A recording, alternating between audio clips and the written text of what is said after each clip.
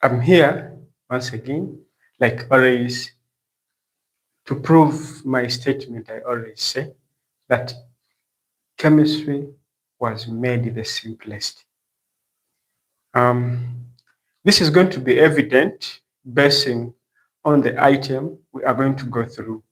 We are here for a simple practical, uh, and this practical is going to be about rates of reaction. We are looking at, I thank the ministry, I thank the ministry uh, on simplifying the science subjects, especially chemistry. Um,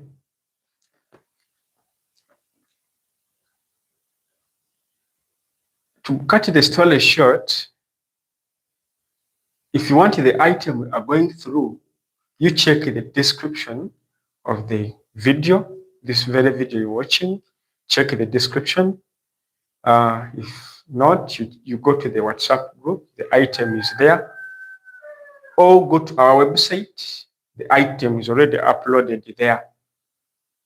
Please like the video if you really like what we do.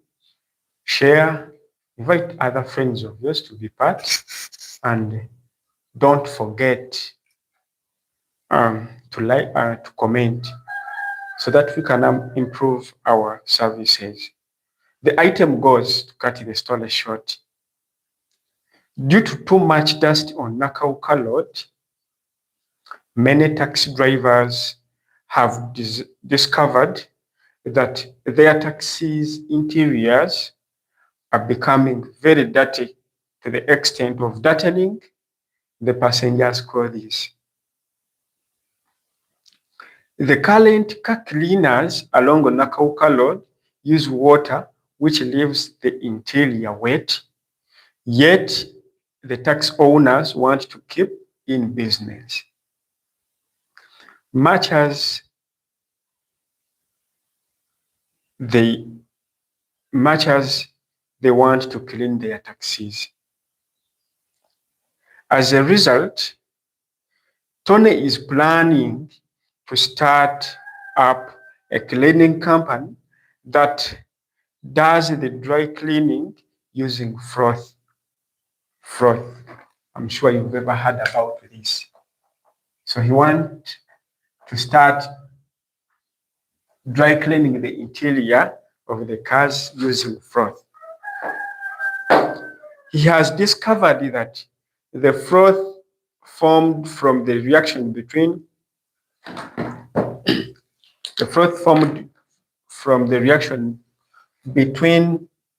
substance X and the mixture of R with S is a perfect cleaner.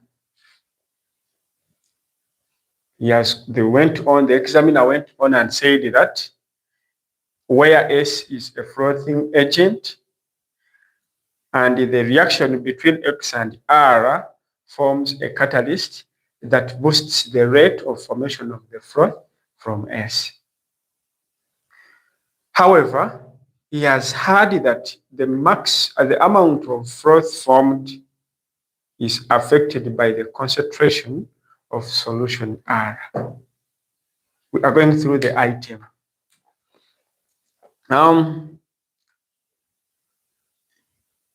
He has added that Tonny is planning to form more froth in a short time without wasting the raw materials. We've seen the 3 raw materials. He has approached you for help, having heard that you are a chemistry learner.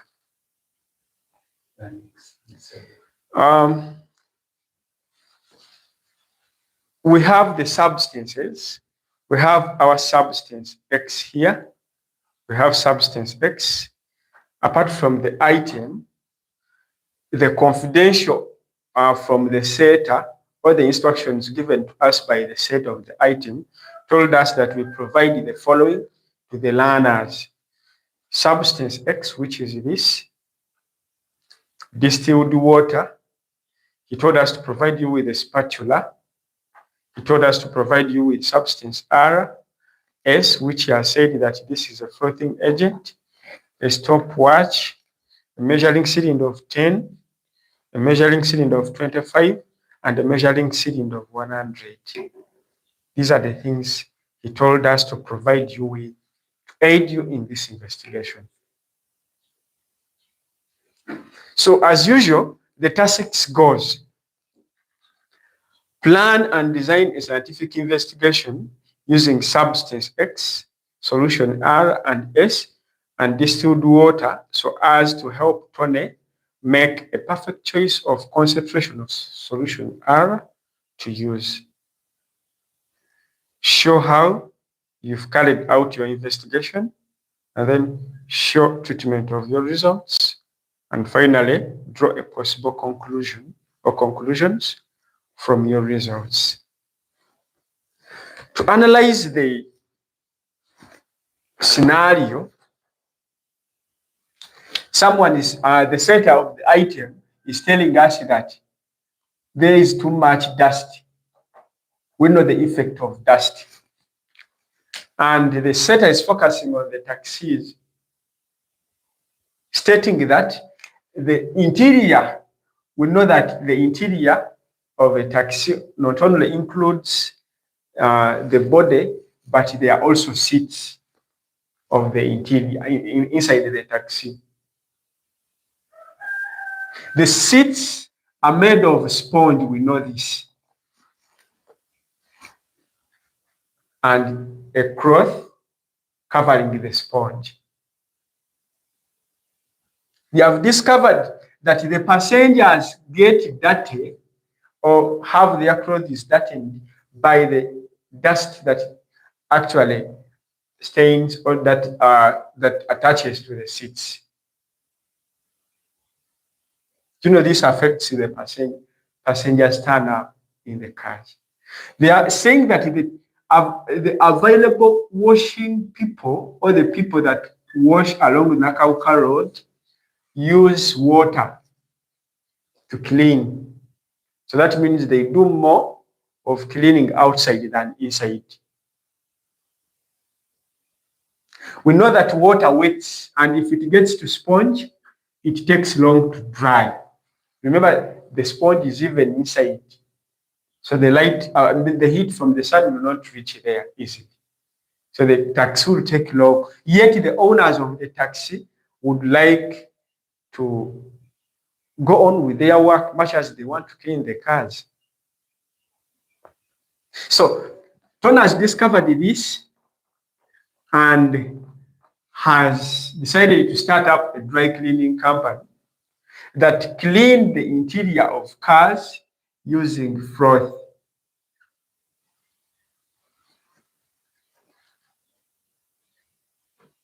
Froth is a good cleaning agent that we use to clean rough surfaces, the likes of glass and carpets and cassettes as well. It has a great application. So this time they are setting about the froth in terms of cleaning. The next time they may change it.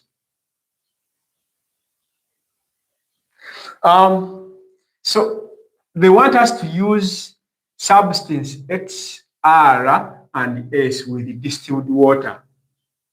That Tonny discovered that the reaction between these ones form a froth, which froth is the perfect cleaner,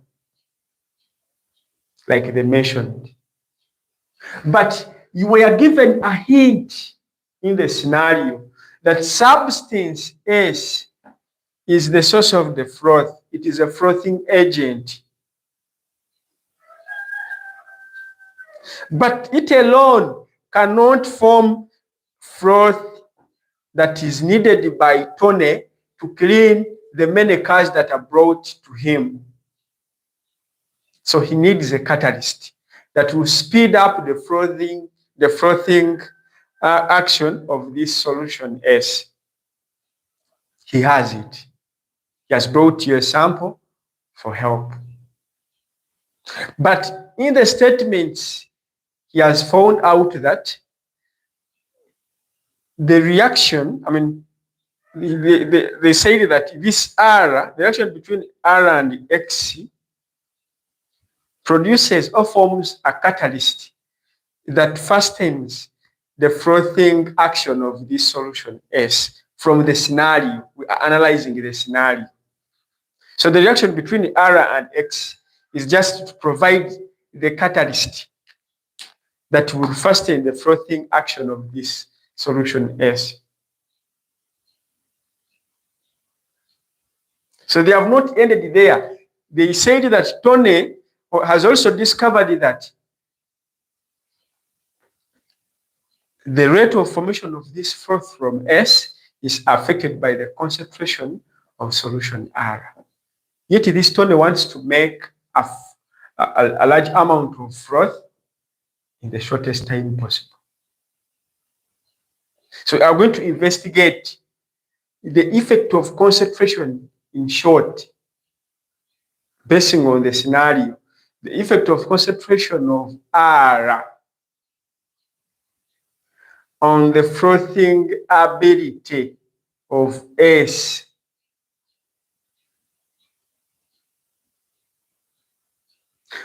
So remember, when this one is at a lower concentration, less of the catalyst will be formed when the R and S and X react, lowering the rate at which the froth is formed from X, because the availability of the catalyst increases the rate at which the froth is formed.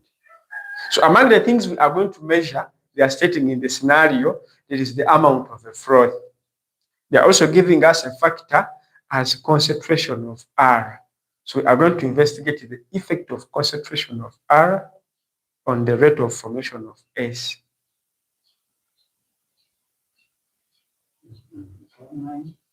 Don't forget to subscribe. This is Mto Online.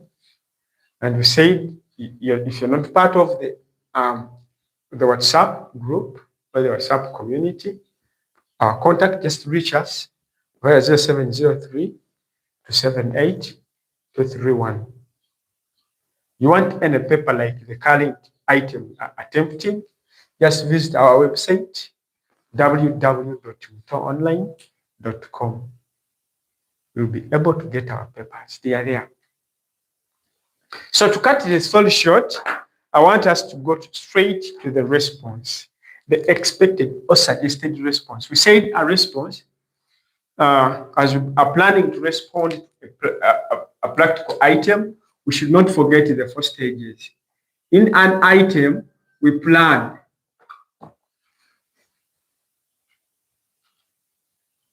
We should not forget that after planning, we implement our plan.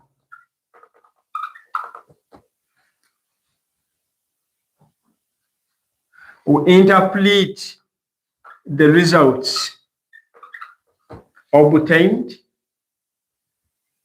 or we interpret our implementation, and finally, we analyze the results obtained. Giving us the other stages we talked about at the start. If you didn't watch our previous videos, please visit them. So the first stage or the first competence they expect from you learners is a learner to be able to state a valid aim for the investigation. So we are on part A, we are planning.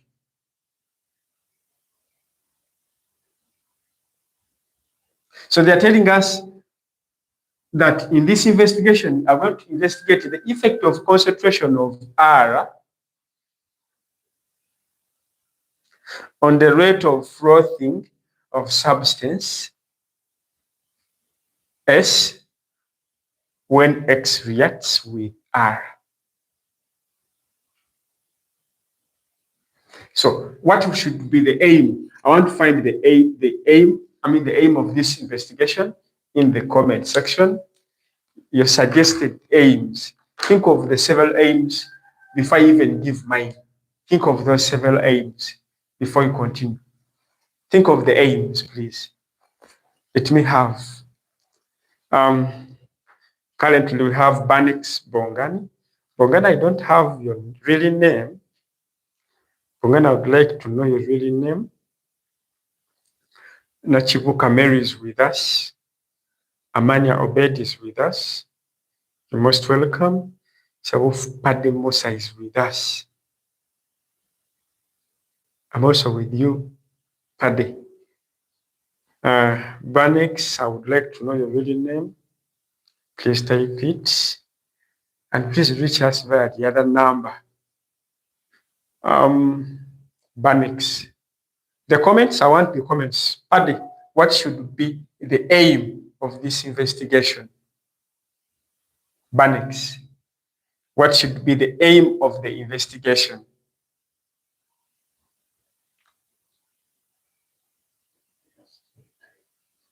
I know you're typing.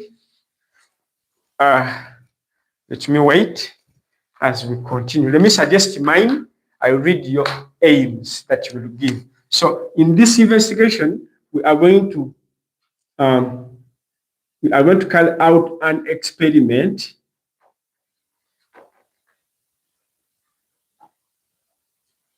to investigate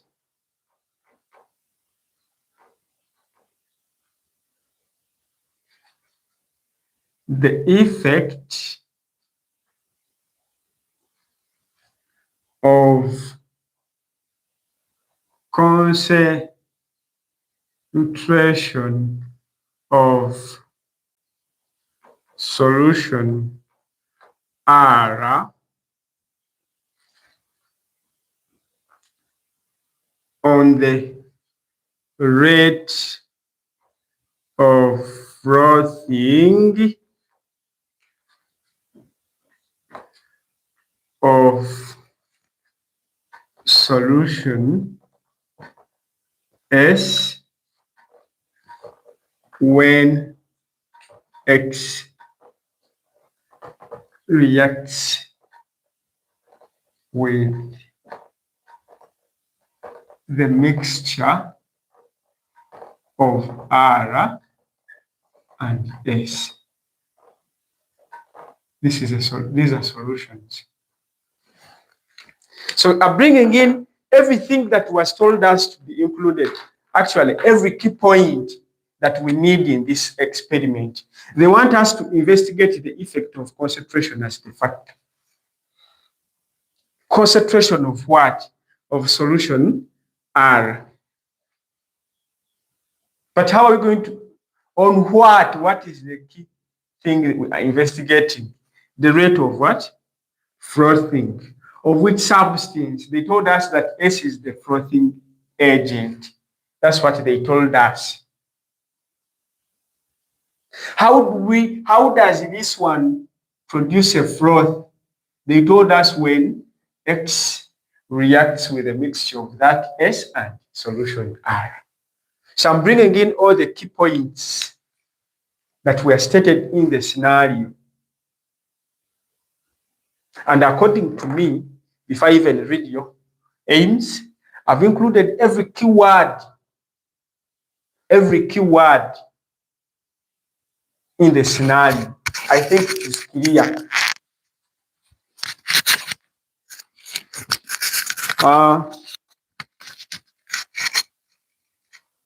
Let me think it's the one, or you've created something close to that.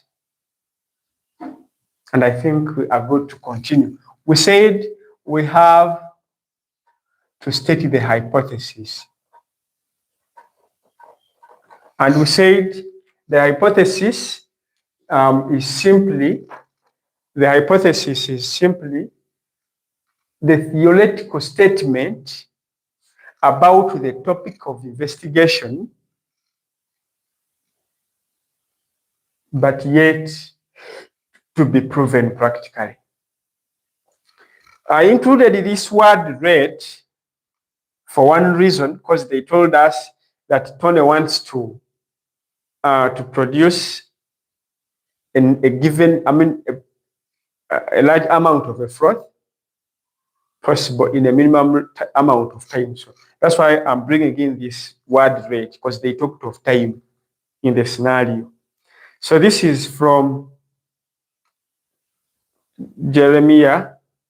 Why can't we say the effect of concentration of R on the rate of reaction between solution R and X to form a catalyst that increases the formation of solution S? You are as well right. You are as well right. So this is Selun George Edwin. You're most welcome, Banix. Thanks for being part always. So Musa is telling us to determine the optimum amount of solution W. But we are attempting item 1. But a check for item 1. Check for item 1 that has substance X, solution S, and R. Check for that, Sebuf.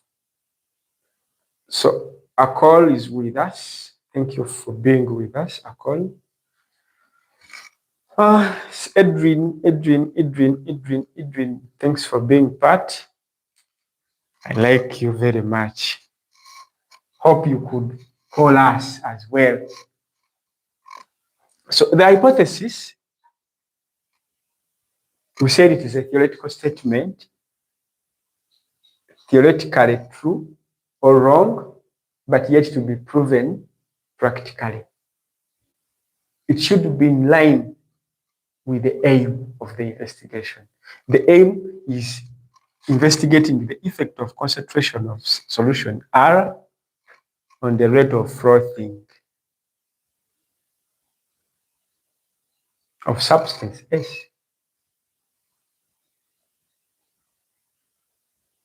So what should be the hypothesis? As well, produce your hypothesis, as I also give you mine. Produce your hypothesis. I'll read it after stating mine in the comment section. So the hypothesis is simply will be S forms more froth when a high concentration of R is mixed with S.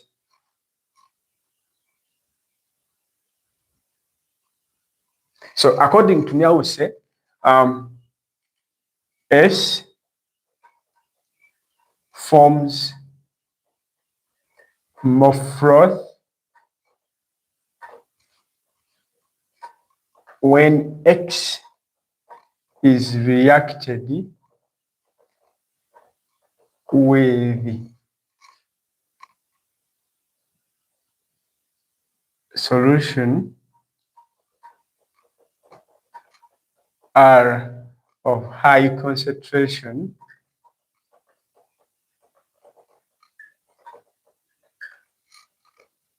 and S and solution S. So I'm taking a high concentration to be the one that will produce a high concentration of a froth. I mean, a big amount of a froth. So it is yet to be proven practically. You can as well bring several alternatives.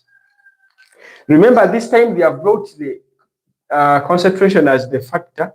Next time they may bring another one, temperature.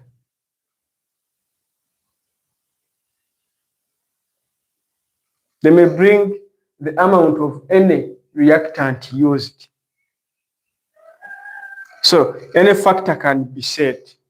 So you can alternatively give any other hypothesis, so long as it is in line with the aim of the investigation. The aim of the investigation is investigating the effect of concentration of R on the frothing ability of S when X reacts with a mixture of R and S.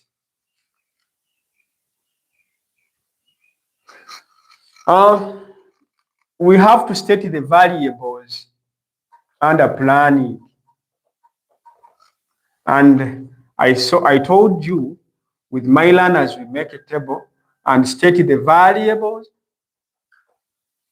then a description.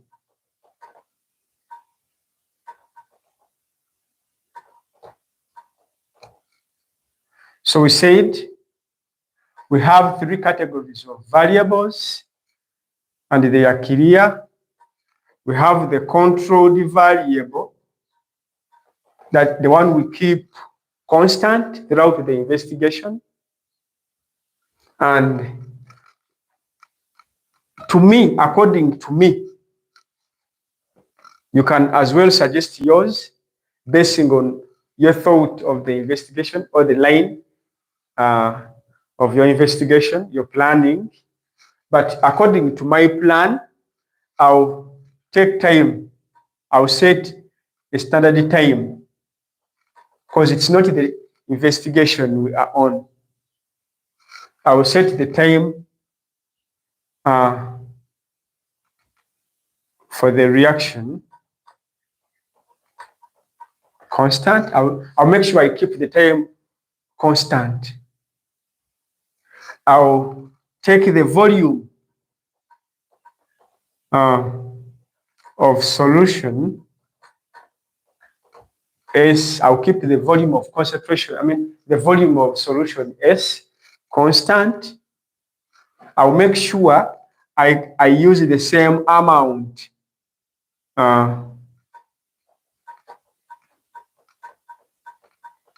I'll use the same amount of substance X throughout the investigation. Those will be my controlled variables. I'll keep these ones constant. I will not vary them. So I would like to see the hypothesis before I continue.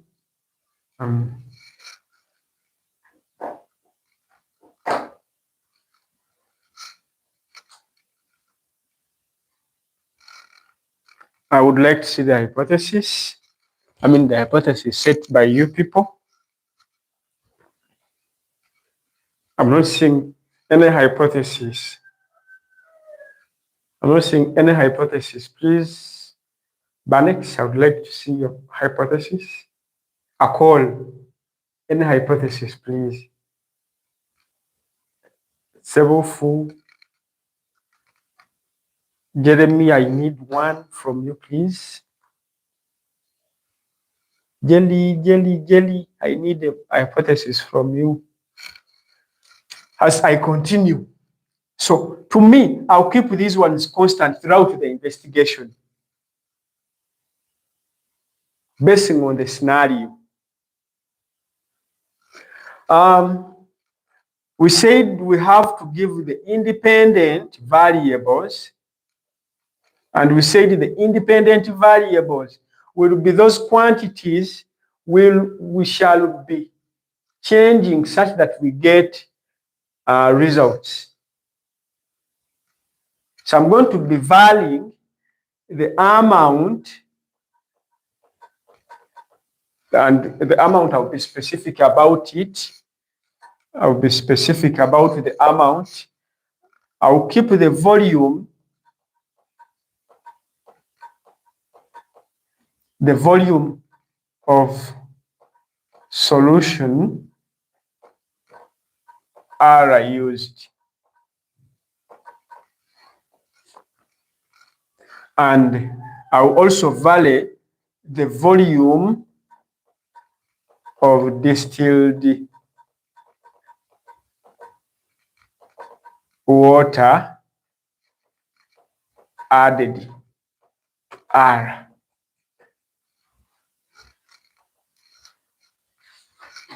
Why am I going to be adding distilled water to solution R? To vary the amount. I'll make sure I fix the total volume of R to be added to the mixture of S. To S. When I ensure that, I will be varying the volume.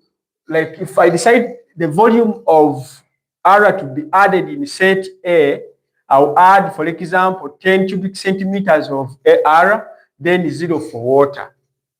I'm varying the concentration of R. This is R, this is water.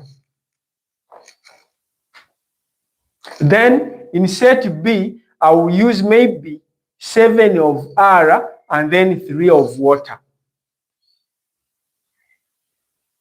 In the next, let's say C, I'll make like 5 for R and then 5 for water. I'm varying the concentration of R in the solution we are using.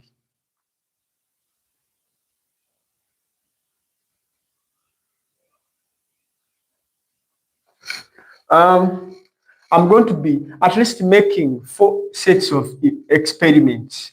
In the next, I may use 2 of R and then 8 for water. I'm making 10 cubic centimeters in each set, preparing different concentrations of R. Here, R is not diluted. Here, R is diluted by adding a certain volume of water and reducing on the amount of R used.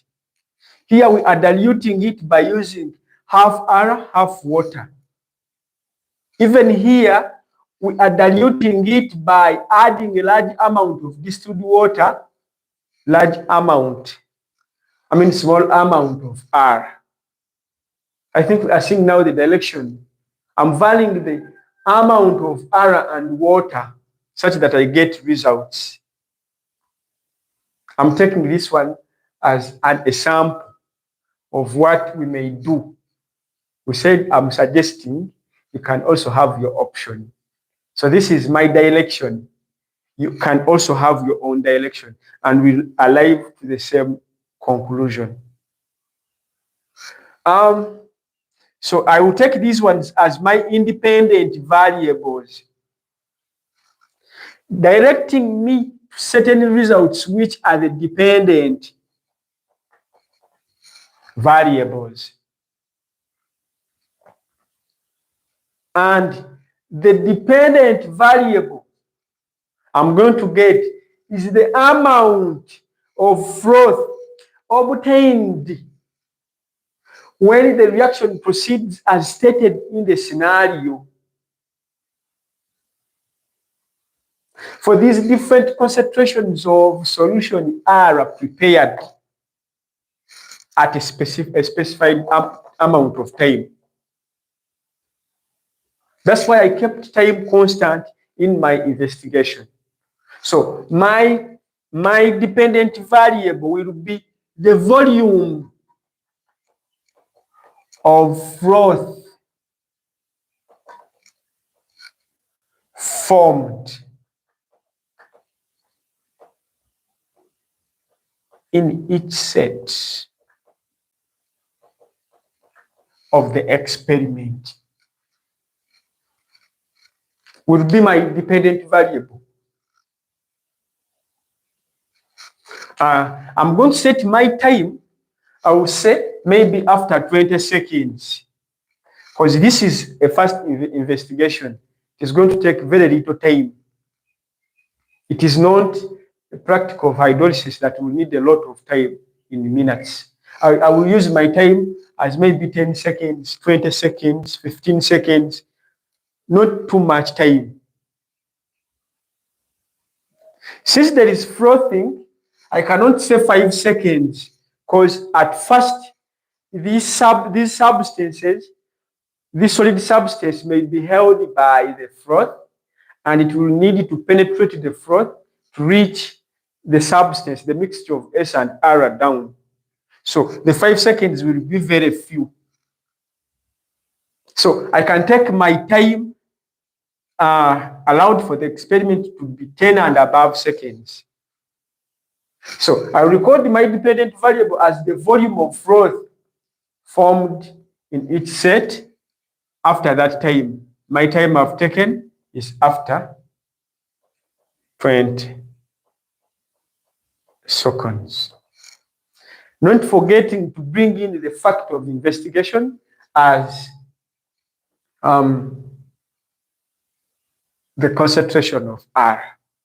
How are we going to vary the concentration of R? By diluting.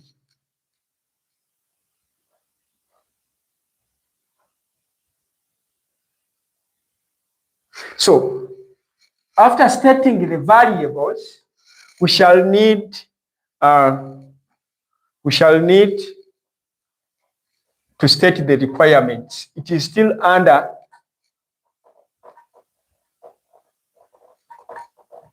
it is still under planning. That is part A. Only if you are told to transfer them to another stage, like in your neighborhood, they are specific.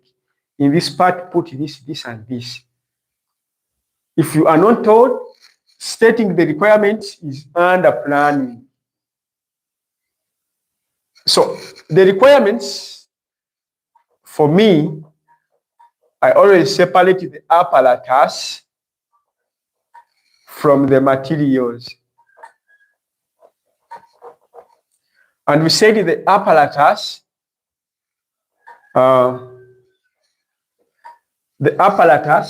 are those instruments that will help us get a product, but they will not be part of the product.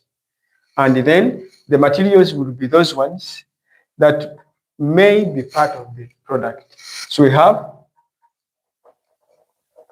substance X, and then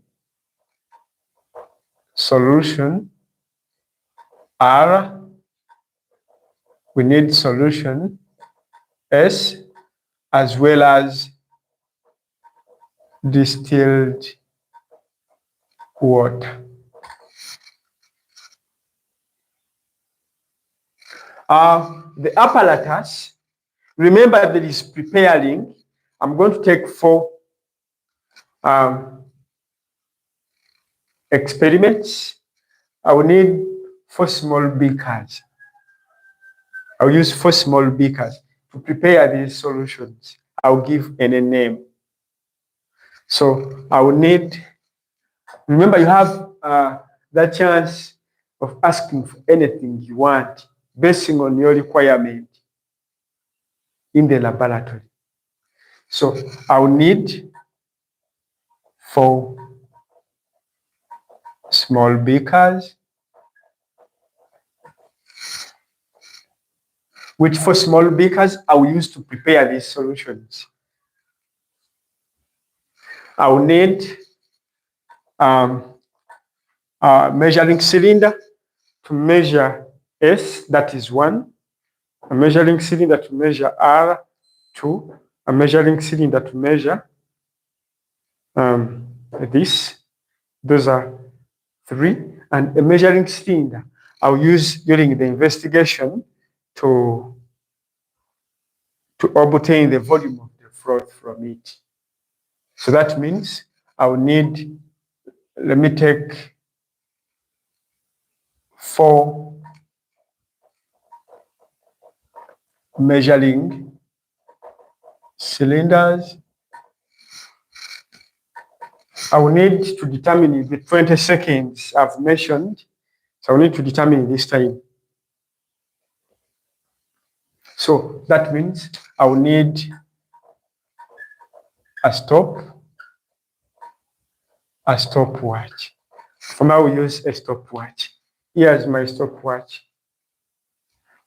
I will need an instrument to give me equal amounts of this substance X. And I'll use a spatula. Alternatively, for you, you can decide to measure.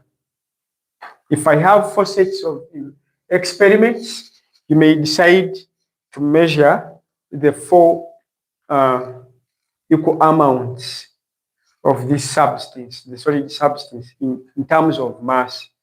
I will not measure, I will estimate using my spatula. So I will need a spatula as well. And the role of this spatula will be to transfer substance X to be included in the investigation. I think I'm with you. So Lisa is with us. You're most welcome, Lisa.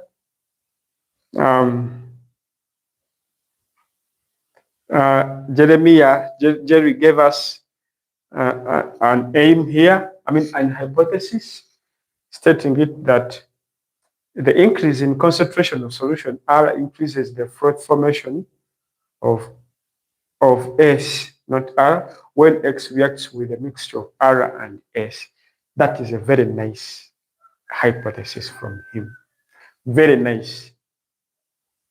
So any increase in the concentration of R will increase the frothing action of S when X reacts with R and S. That is nice from him. So we said you can also have your own direction. You may not take mine. So we have several options. That's why the scenarios are always left open. This is Balaman is with us. We said, Balaman, we said it is about rates of reaction. Jeremiah is saying things. Having stated the requirements,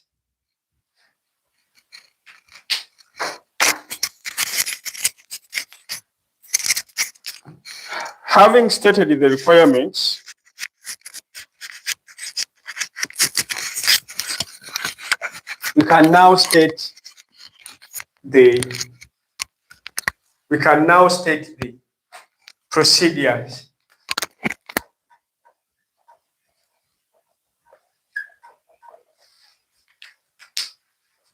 I think we can now see this, the direction of the procedures. I think we can now see the direction. We need to prepare these solutions of different concentrations of R. That is one. Two, we shall need to transfer a certain amount of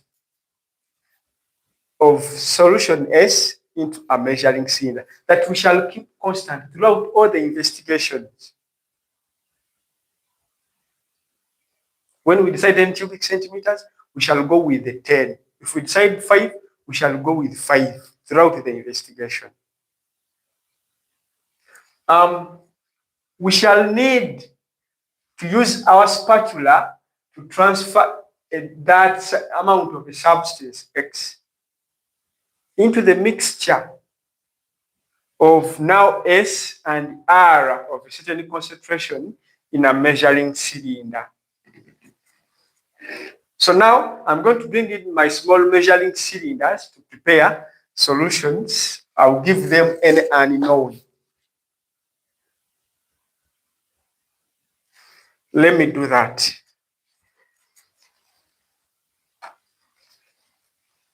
So I have my beakers here.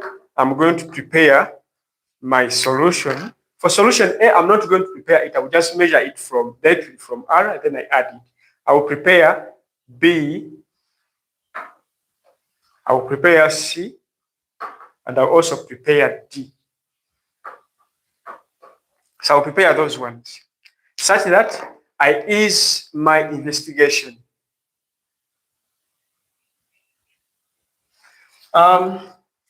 So we can write it in the investigation on the board, on the procedures.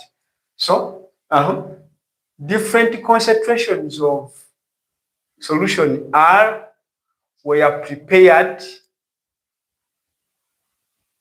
whereby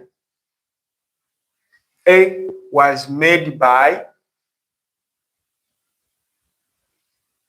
adding 10 cubic centimeters of R to 0 cubic centimeters of A. B by adding 3 cubic centimeters of distilled water to 7 cubic centimeters of R, like that. So equal volumes of R were, remember we said we write in the past tense. We are reporting what we did. We don't praise ourselves that I did this. Or instruct the examiner, for example, saying, prepare this. We are prepared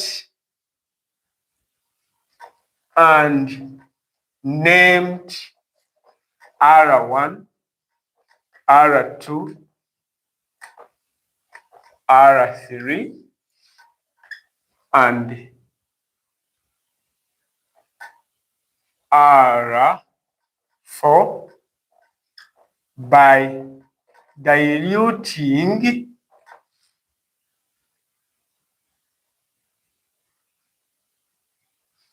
so equal volumes of different concentrations of R were prepared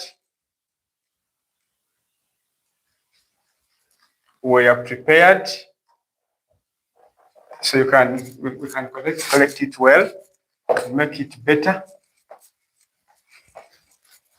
So I'm going to change our beakers to bring it clearly. Equal volumes of different concentrations of solution R were prepared and named as R1, R2, R3, and R4 as follows. No, by diluting R with distilled water as follows. We know that diluting varies concentration of a certain substance in a solution. So the more we add water to a substance, the higher we dilute it.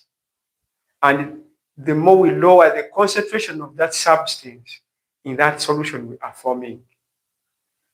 So we are going to rename them as R1. This is R2. We said R1, we are not going to prepare it. We shall measure it directly from R. So R1 is R without water. Our R2, our R2 shall add a certain volume of water to a certain volume of R, and then like that. So we shall make a table just to summarize what we did. We shall have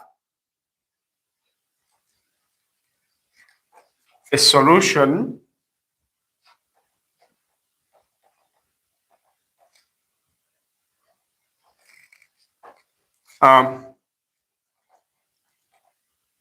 amount of R added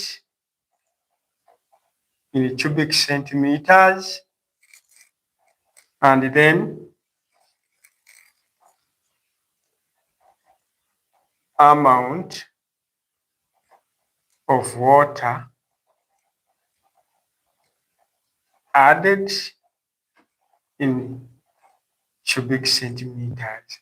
So we have R1, R2, R3,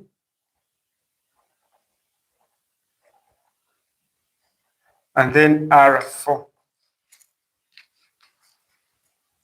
So for R1, we are going to use 10.0 cubic centimeters of R,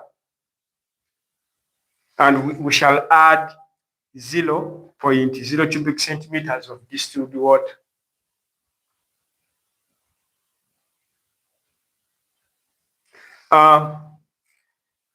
For this, we are going to add 7.0 cubic centimeters of R2, and we shall add of that water to make it equal to R1.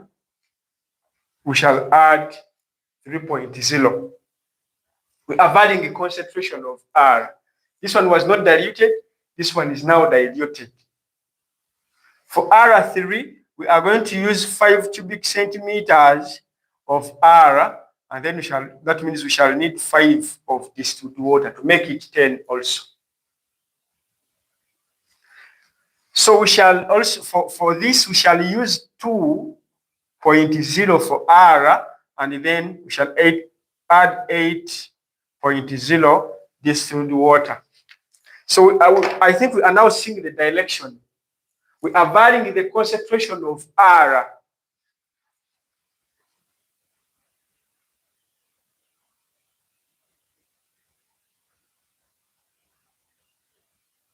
But we are doing it ourselves.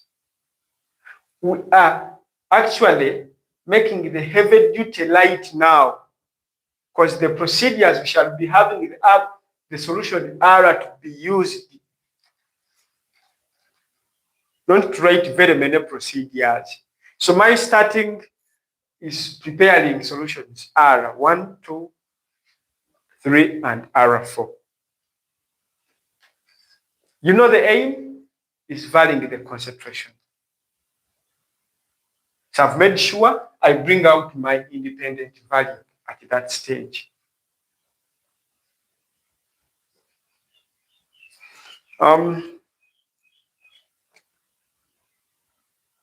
So Jeremiah is stating, let R4, R2 be 4 to 6. Okay. R2 be, let's leave that. Jeremy, let's leave that. Let's leave at that level. To continue with our procedures, a plan, we haven't used the apparatus yet. Remember, the practical is 2 hours. We are doing this. We are still in our 2 hours. And I'm sure the sound is okay. I'm sure the sound is okay. If yes, say yes.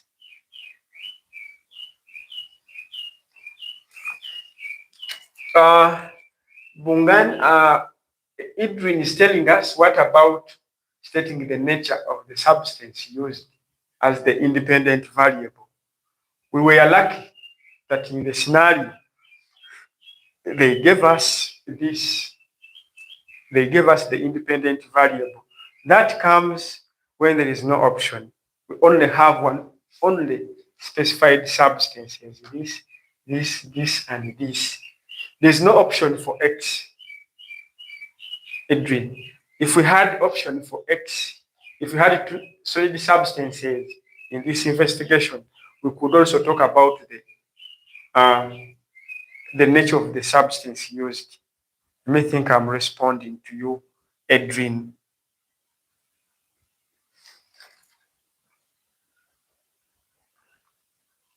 Oh, R3, he's saying we use 4 on 6. Okay, let's take that. And Edwin, I think I've responded to you. If we had 2 frothing agents, we could talk about the nature of the substance used. If the frothing agents were of different natures and more than one, we could take that as an independent value. But we have only one option of each in this item. So that will not apply. Let me think I've responded to you all. Professor Daniel is with us. Thank you. The second procedure, having prepared now the solution is R, we shall transfer, start with R1. R1 was added to 10, I'm going to use 10 cubic centimeters of solution X, solution S in a measuring cylinder.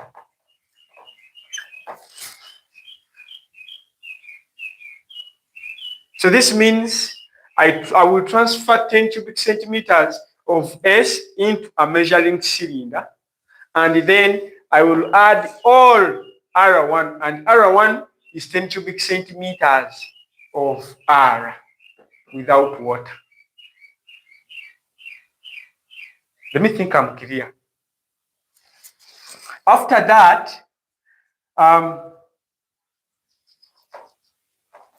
a spatula end full of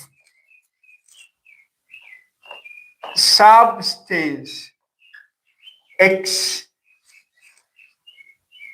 was added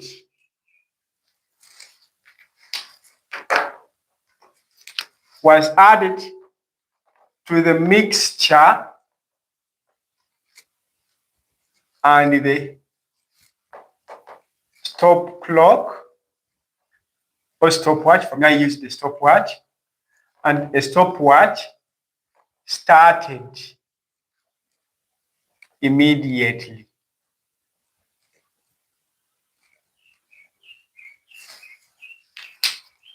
Let me think we are seeing the direction.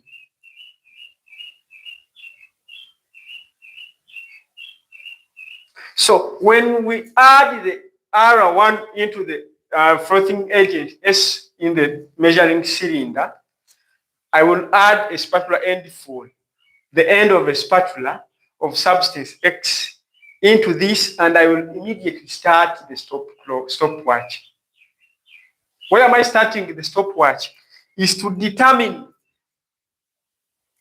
the 20 seconds. So what I will do, my target of starting the stopwatch is to determine the volume of froth formed after 20 points. Because since I'm using a stopwatch, remember a stopwatch records its values to two decimal places. I'll respect the instrument I'm using and write my value to two decimal places. A stopwatch, the volume of a froth formed after 20.00 seconds is red. We are reporting was red from the measuring cylinder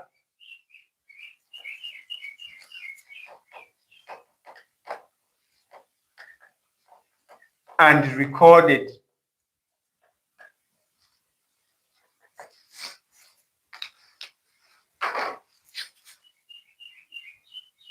So I'll record the volume of froth. I will collect after the 20 seconds when I use substance solution R1 I prepared. So I valid the, there will be no need for me to redraw this table in the results because I have it already in the procedures. So in my table of results, I'll just put R1, R2, R3, and R4 as my solutions I prepared.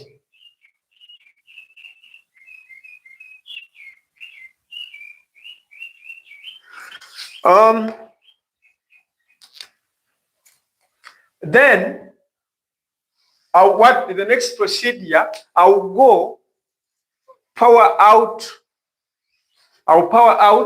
the mixture, clean my measuring cylinder, and then repeat the same procedures, but this time using R2, R3, and R4.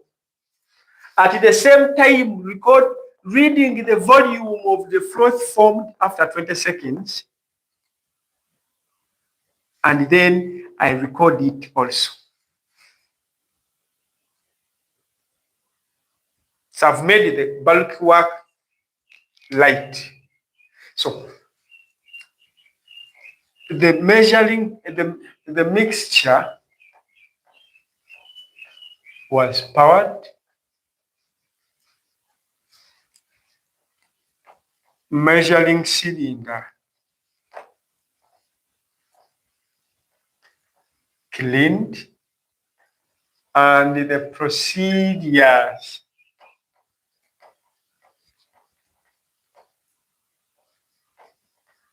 were repeated. Actually, let even this one be part of the procedures. So the mixture was poured, and measuring cylinder was cleaned. So this one is also going to be the procedures I'm going to repeat. And which procedures am I going to repeat? I'm going to repeat procedures 2, 3, 4, and 5. This time using solution R2, R1, and R4. I will not repeat this procedure again.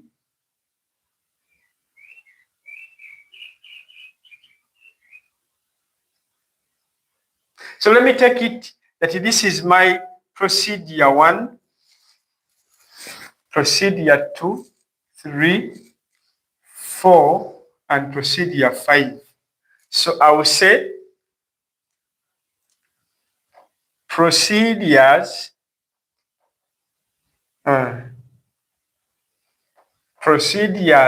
2, 3, 4, and 5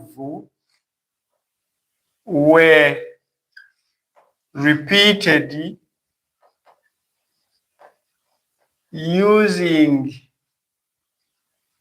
solutions R2, R3, and R4.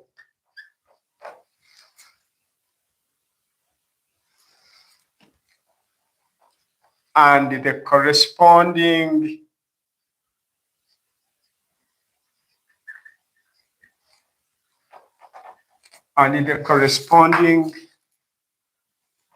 volumes of froth, read, and recorded. I think we are even now good to go.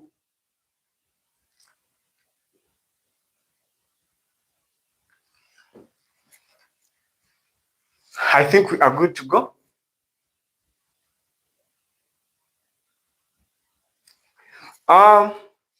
Let's start by preparing our solutions.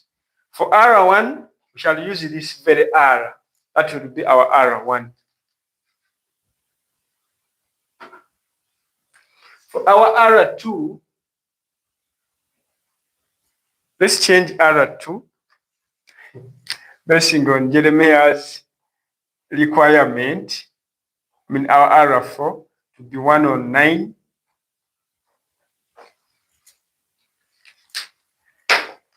Maybe he has some interest. Let's see. So the next step will be stating the risks and mitigation. I'm sure all of us know how to state the risks, the likely risks. These chemicals may power on us. State the risk, that is skin contact with the chemicals. And when they contact us, what will be the effect? We shall expect corrosion of the skin, of the chemicals on the skin, or burns from the chemicals. When in contact with the skin, what will be the result? We shall expect to have wounds, which wounds will impart pain to us. Mitigation for that, we expect to be careful when carrying out these investigations. Or if you are not careful, please properly use your protective equipment, such as the gloves. This lab coat is shielding my clothes not to be affected by these chemicals when they power on me. The gumboots down are protecting me from the effect of these chemicals when they happen to power down. So all those, the next thing was to rate the risk and mitigation. So this is part B. If you are not told to put the procedures in part A under planning, please put it under part B, where you are showing how you carried out your investigations. The risks and mitigations should also be there. And then we should include the results as well there. Okay, let's prepare. Our R1 is ready. R2 is going to be prepared by getting 3 water. So I'm getting my 3. Make sure the value you want is at the level of your eyes, not peeping it. So my 3 is at my levels of my eyes. So this is R2. I've added, that is 3 cubic centimeters of distilled water. And then I'll add, for they're telling us we add 7 of R. So I'm going to add 7 of R.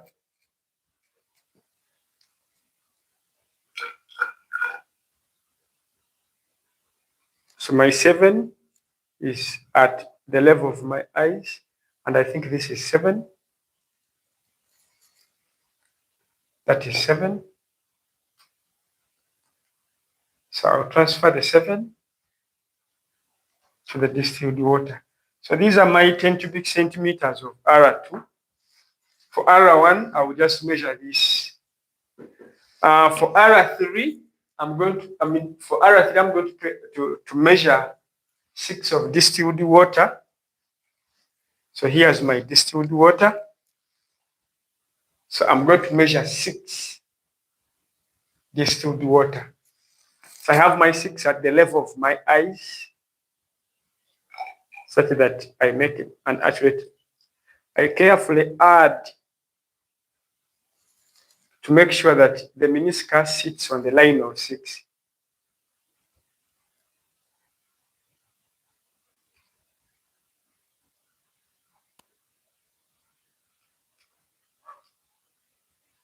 So to me, this is my 6 in R3, that is distilled water.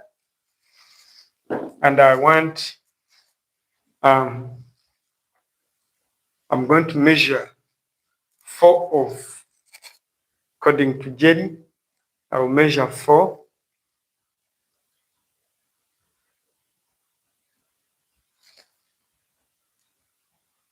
of R, I'll measure 4.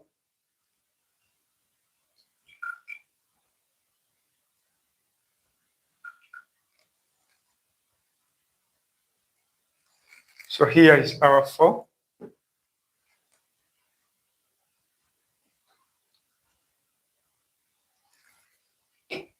So R4, we are measuring 9 of water. Make sure the 9 is at the level of my eyes.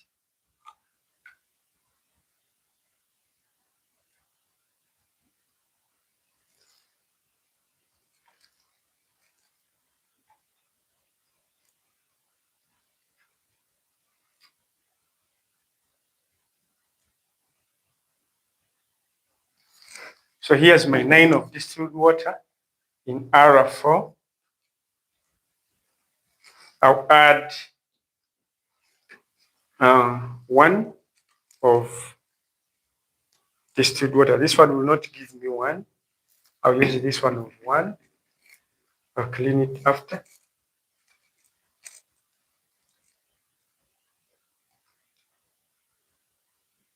So here's 1 of R. So I'll add 1.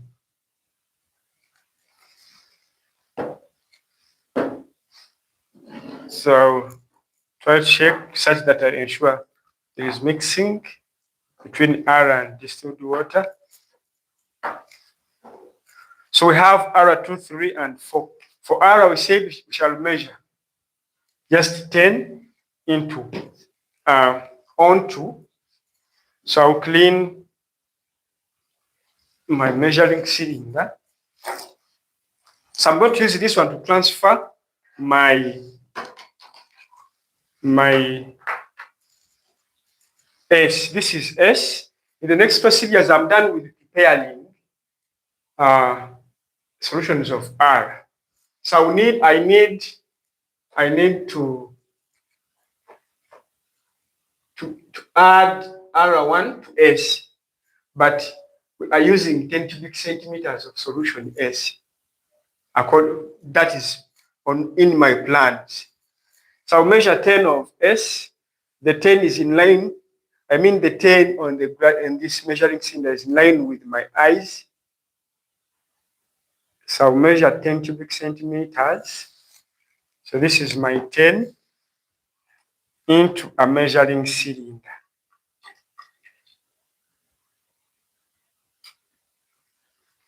So I've added the 10 into a measuring cylinder. And the R1 is 0 cubic centimeters of distilled water in 10 cubic centimeters of R. So I will transfer 10 cubic centimeters of my R. This is my R. I think you see it. I'm going to transfer 10.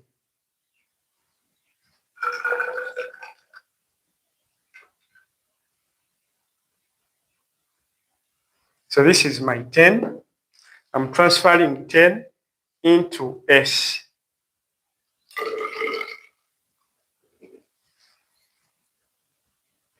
So I've transferred my S, my R1 into S.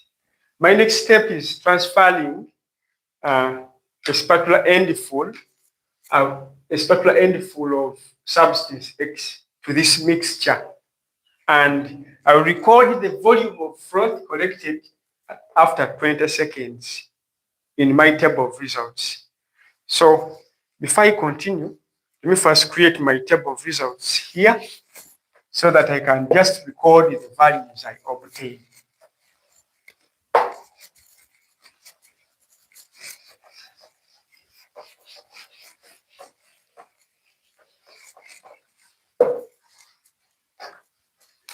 So my results, you will write the risks and mitigation, at least one well explained, and then its mitigation. I will have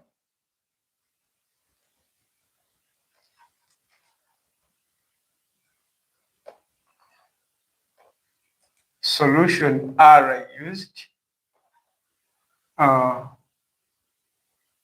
So this is my solution R used, and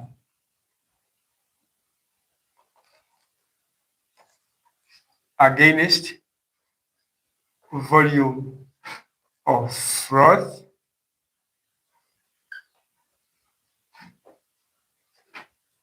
collected after 20.00 cubic centimeter, 20.00 seconds, and this volume will be in cubic centimeters. So this will be my table of results.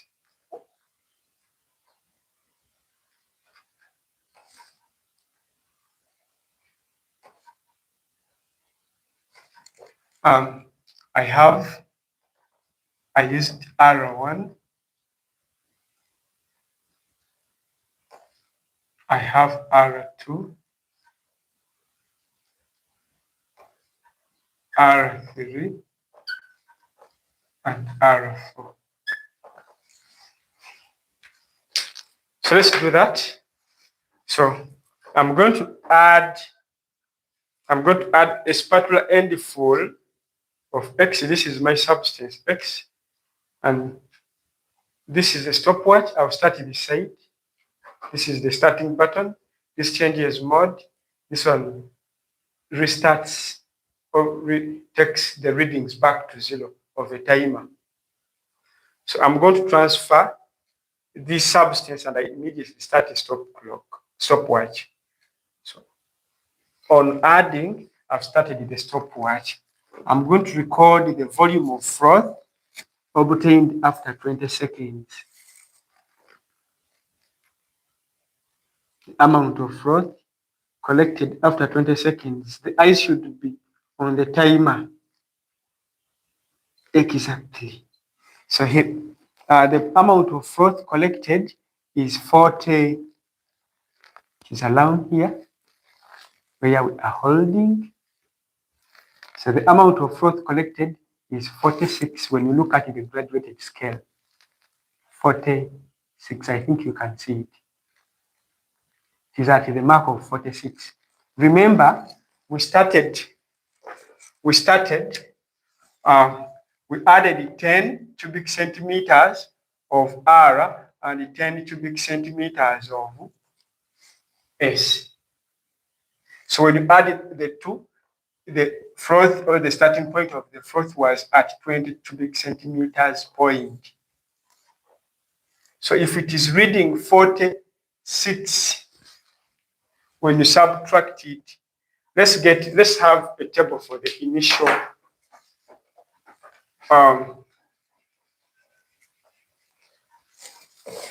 we do the calculations from the table. Initial volume of the mixture in cubic centimeters, and then the final reading after 20.0 cubic centimeters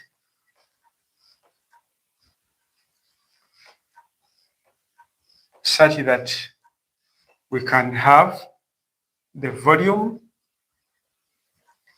of froth in cubic centimeters.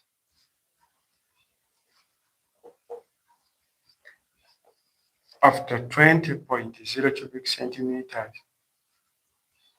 0.0 seconds in cubic centimeters.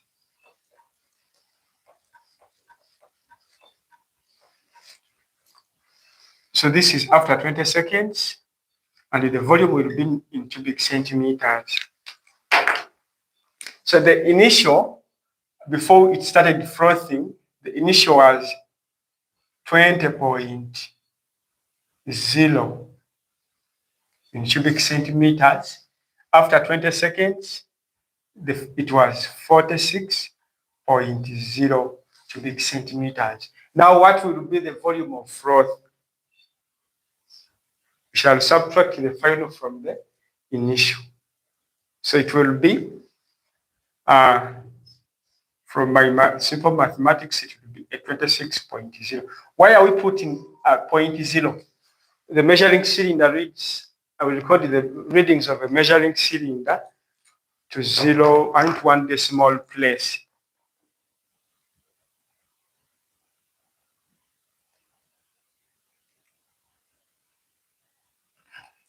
Lisa, we don't say PPEs. We don't say PPEs. Please write it the way it is. So I've powered and I'm cleaning my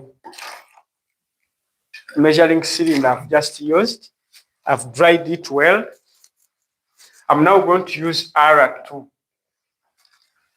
Remember the procedures. We are measuring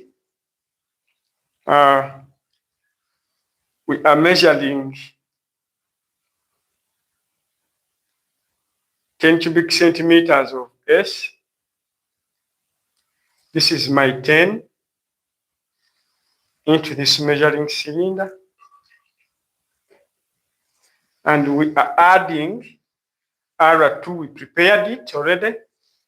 We are now just transferring it. So what is our initial now before we add S? It is 20.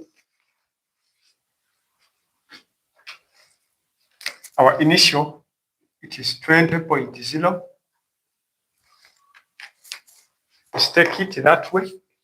And I'm restarting my clock by pressing this button. I'm taking it to 0. I'm now going to start it when I add the substance X.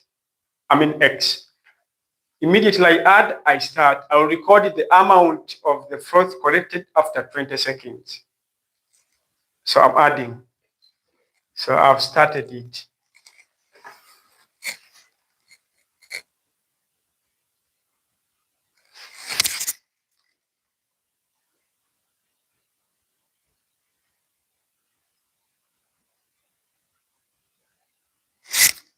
After 20 seconds, it is ending at 15. I think we are seeing here, it is ending at 15. This is where it ended, 56. It is ending at 56.0, basing on the results. And therefore, my R2 is 36.0. That is my R2.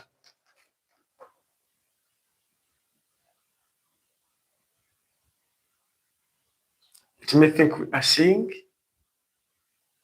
And then the next procedure is cleaning, powering the mixture and clean it. So I'm powering and I'm cleaning the apparatus.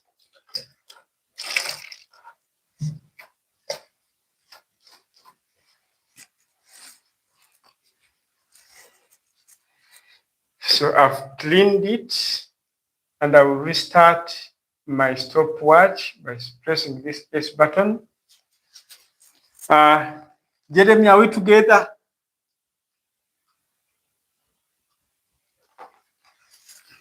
You're most welcome, Mulaji. I'm grateful to be with you, Mulaji Henry. You're most welcome.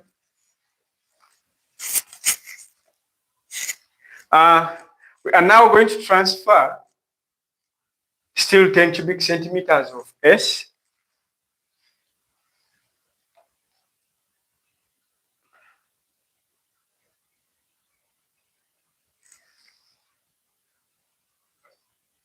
We transfer 10 cubic centimeters of S. And then R3, like the procedures are stating. And the mixture is giving us a total volume still of 20. The total volume we see there. And then we started a stop clock. Immediately we add a spatula end full of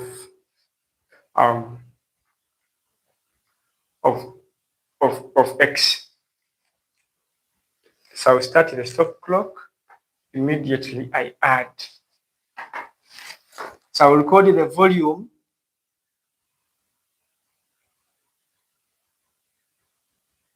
of the froth formed after 20 seconds.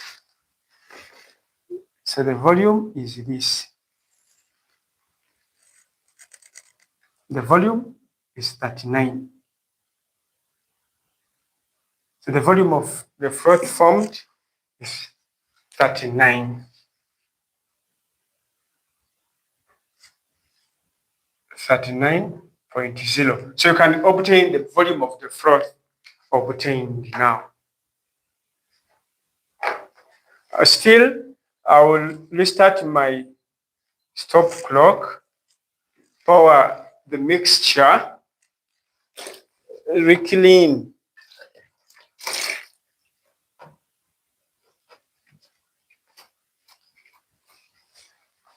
Reclean the measuring cylinder.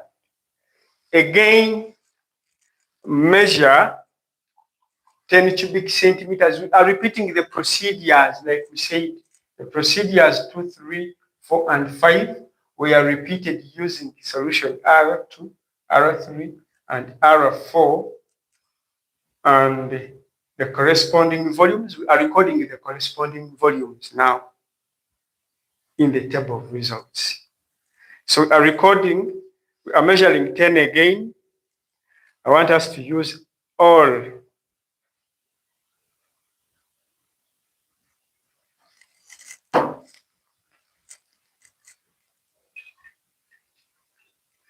So we've measured the 10 cubic centimeters of of S, and we are now putting R4. This is our R4, like we prepared it into, and the mixture we have is still 20. We shall start the stop clock, which is already on 0. We shall start the stop clock. Immediately, we add substance X.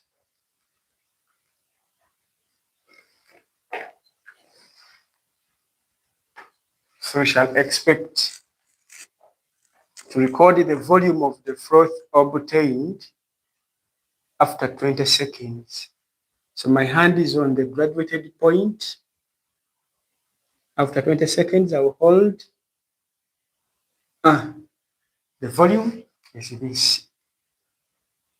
And when we look at it, the volume is the final volume. From 20, it is 24. The volume of the mixture, the final volume of the mixture, the initial was 20.0. The final volume of the mixture is 24.0. So we have here it is 19.0. We said we subtract the final from the initial. So we shall have a 4.0 here. I think we've shown how we conducted our results. So this is also part B of the item.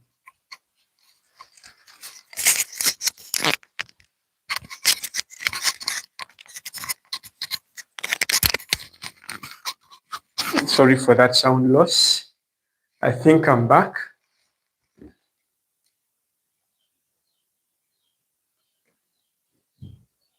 Yes, Mary is still giving us the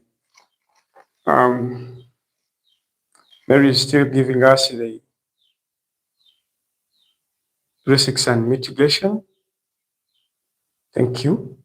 Spelling of the solution on the table, causing damage of things on the table. It can be mitigated by cleaning the table immediately after spilling. That is okay. Talk about also the errors, the sources of errors. You can as well talk about the sources of error. At least I answered, I said, be specific, don't say PPEs. Write it in full. Personal protective equipment. Imposter Daniel, it's not OMO. Substance X is not OMO. It is a chemical substance. The examiner didn't want us to reveal the nature of it. Banex, you're most welcome. Banex, we expect you to call us. You have the number there. Banex, please call us. Because there is a stray value for R2. You can still talk about it, the stray value. Are you sure it is a stray? What if R does not froth well with very high concentrations and very low concentrations? What if the effect of concentration is that? What if it works within moderate concentrations of R? How do you see? Do you think concentration should only affect in extremes, very high concentrations, very low concentrations? Jeremy, we are now discussing as a class. Please present. Should we always take that the concentration should only affect at the extreme ends, that the concentration should be high, affect, or very low, affect the rate of concentration? Can't the rate of concentration, the rate of a reaction, be at its maximum when there is moderate rate, moderate concentrations? So Jeremiah is saying there is a stray. Yes, we can re-prepare solution 2 because we still have some reagents, and we repeat values for that. So let me wash this. Jeremiah is suggesting there is a stray value. So I'm going to prepare 3 distilled water.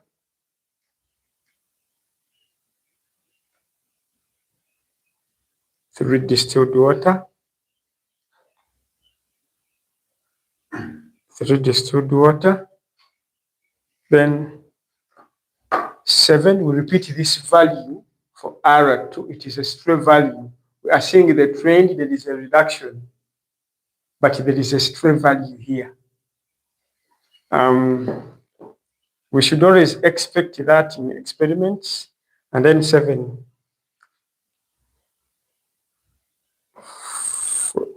for R.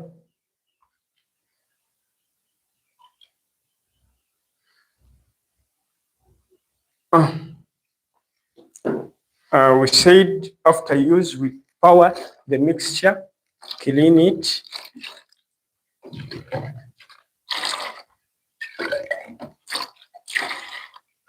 I think I've cleaned it.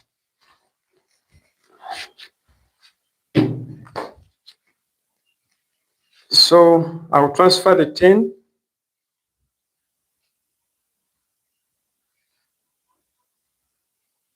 of S into a measuring cylinder, and I'll also transfer. I'll start the stop clock. Immediately I add S.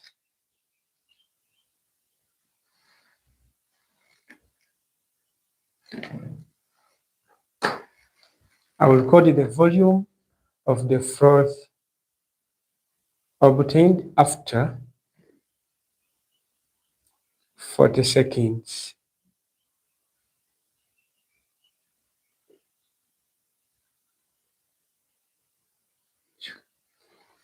So here's my value.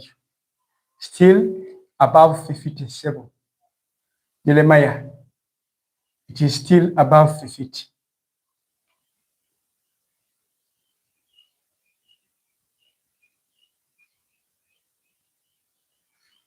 I think, to cut the story short, we are going to make, in treatment of our results, we are going to make a bar graph. We are going to make a bar graph, Jeremiah and friends, and the bar graph is going to represent, we are going to make a bar graph of solution R of different concentrations, that is R1, 2, 3, and 4, against, it will be a concentration of solution R, volume of froth formed against concentrations of R. Then we shall have R1, R2 as our figures on this axis, and then we shall have our volumes here. Let me think. Can I have a look at what you've made? Try to draft one on your paper using the results we have. Draft one on your paper there. Draft one on your paper there.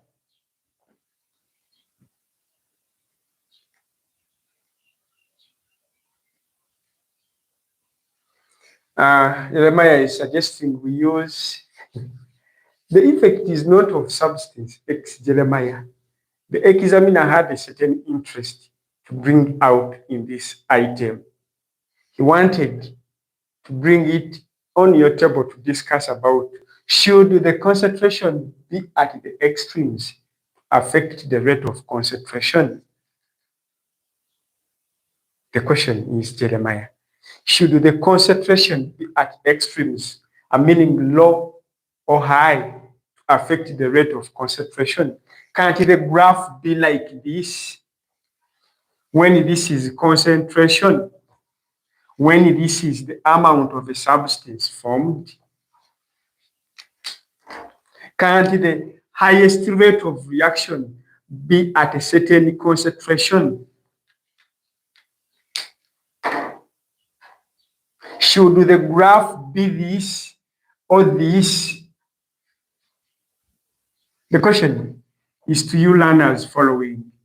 Should the graph be this, that the concentration is, the rate of reaction is decreasing with increase or decrease in concentration? Can't it be a bell-shaped graph that the concentration is high at a certain volume? At a certain concentration. We've repeated it for the second time, and we've discovered, Jeremiah, that the rate of reaction of X with a mixture of R and S,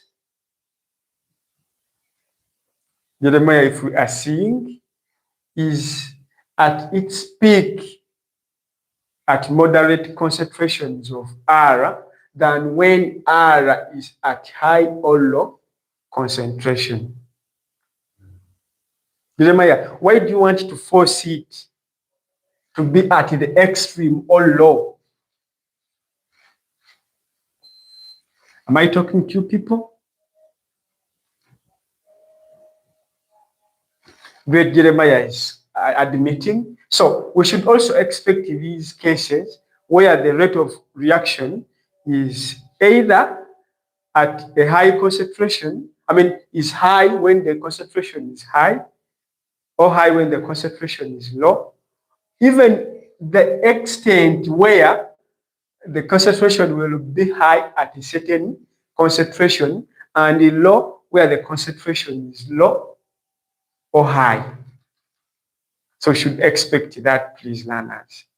So from the graph we shall have, let me draw here a sample and make my conclusion faster. From the conclusion, I'll have, from my graph, like I've told you, we shall have the volume of froth against concentration of R. So I'll have my graph where I will have R1, R2, R3, and R4. And I'm seeing with R1, the graph, it is at 26. You get an appropriate scale for these values. Get an appropriate scale for it. We know the appropriate figures we used to get a scale. A 0, a 2, a 5, and the 1 is also one of them. We know these figures. If you don't know how to make a scale, this will be next lesson. So we are seeing for R1, the graph is at that point, highest at 36, with R2, moderate,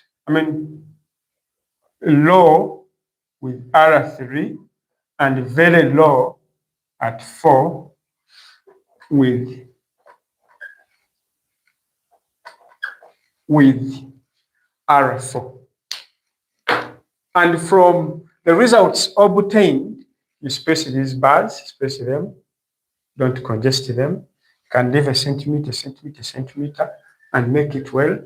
Get a good scale here. So from the results obtained, the rate of froth formation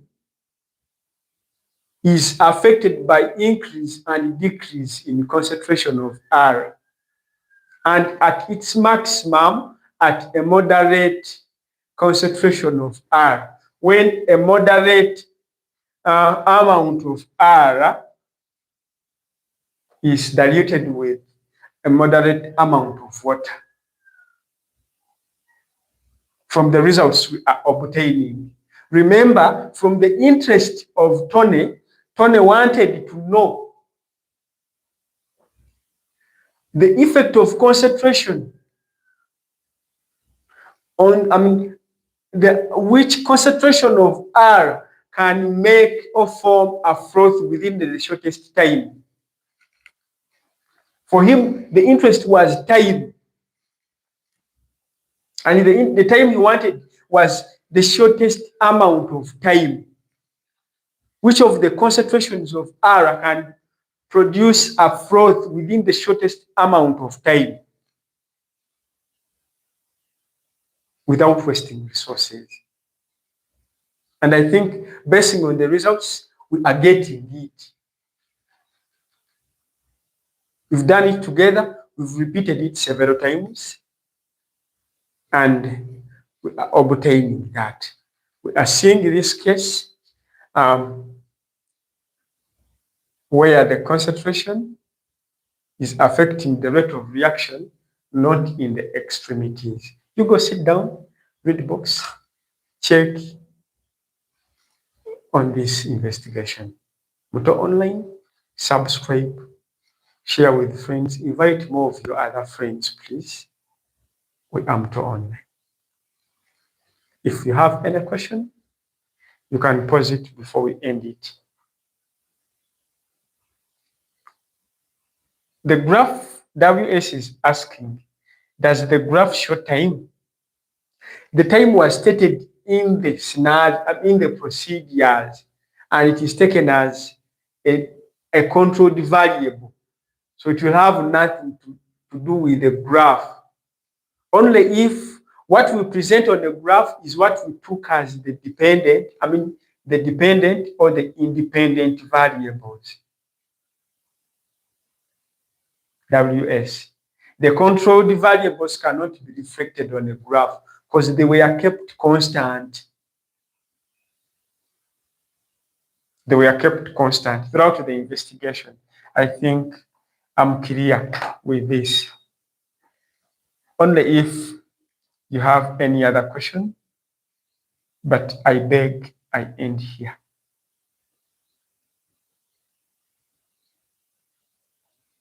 When are we doing item 2 of the PDF we were sent? Jeremiah, we are doing it immediately after this. So we have the next practical shortly after this one, and I'm grateful. I beg I end here.